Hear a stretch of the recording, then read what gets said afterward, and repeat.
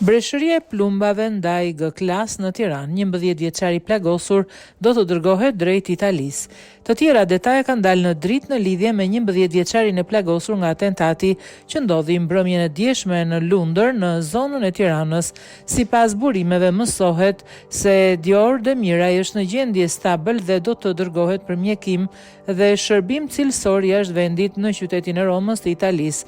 Kujtojmë se ngjarja e rëndë ndodhi mbrëmjen e djeshme në Tiranë, kur persona të pa identifikuar deri tani kanë qelluar me breshëri plumbash ndaj një automjeti Mercedes-Benz G-klas ku udhëtonin 2 djemt e familjes Demiraj, shoferi i tyre dhe një bashkëmoshatar.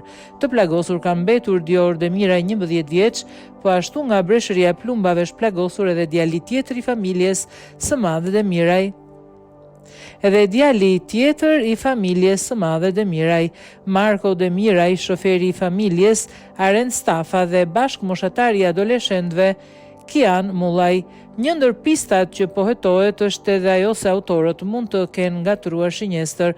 Megjithatë, ka deklarime se automjeti Mercedes-Benz G-klas është ndjekur në një distancë të gjatë nga autorët dhe këta të fundit kanë vazhduar të qellojnë me breshëri përgjatë itinerarit kur mjetet ishin në lëvizje.